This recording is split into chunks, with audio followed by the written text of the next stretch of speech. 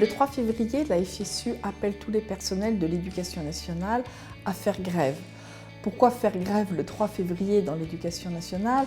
Parce qu'il y a beaucoup d'inquiétudes, d'attentes des personnels sur un certain nombre de sujets, et particulièrement en ce qui concerne les conditions de travail, les salaires, mais aussi la formation initiale et continue des personnels.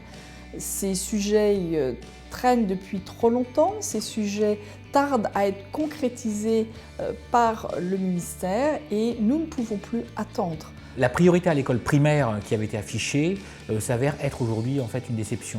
Elle a été largement parasitée par une réforme des rythmes scolaires qui reste insatisfaisante dans un grand nombre d'écoles et à contrario, les effectifs dans les classes restent chargés, la formation initiale est laborieuse, les enseignants du premier degré ne bénéficient pas de formation continue et puis ils sont victimes d'un véritable déclassement salarial. À qualification égale, un enseignant allemand gagne 800 € de plus par mois qu'un enseignant français. On voit bien que ce ne sont pas les meilleures conditions pour redonner des vocations et susciter en fait des vocations dans ce métier en fait qu'on a tant besoin. Le mécontentement des enseignants de collège et de lycée est grandissant. On a davantage d'élèves, pratiquement plus de 30 000 élèves à la rentrée prochaine, avec quelques créations de postes très insuffisantes pour financer l'éducation prioritaire, dans laquelle il y a eu un mouvement et avec des établissements qui continuent à demander leur classement, avec donc cette hausse démographique, avec des réformes qui avaient été faites par l'ancien gouvernement qui ne sont pas encore remises en cause, et puis une question salariale qui devient une question prégnante. Il faut savoir qu'un jeune certifié commence à peine au-dessus du SMIC, 1 600 € brut, 1 400 € environ net. Quand vous devez déménager, acheter du matériel pédagogique, c'est évidemment très insuffisant. On partage avec la FSU la nécessité d'avoir une éducation qui soit complète, qui soit équilibrée pour la réussite de tous les élèves. Et à ce titre-là, pour nous, la culture des activités physiques, sportives et artistiques est d'une importance majeure.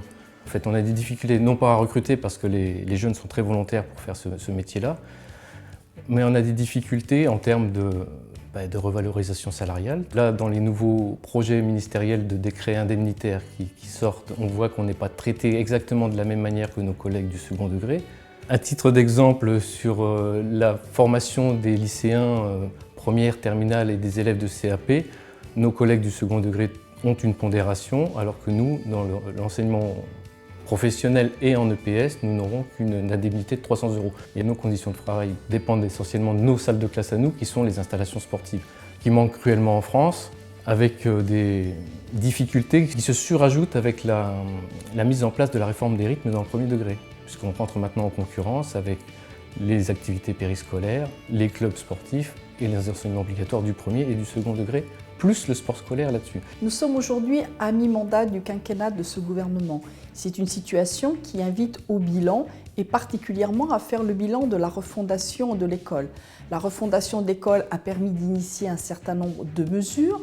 Certaines sont à concrétiser, comme sur l'école primaire, d'autres tardent à venir, certaines ne sont même pas encore commencées, particulièrement en ce qui concerne le collège ou l'enseignement professionnel. Et c'est pourquoi la FSU appelle à faire grève le 3 février prochain, afin que les personnels aient enfin les outils et les moyens de refonder véritablement l'école.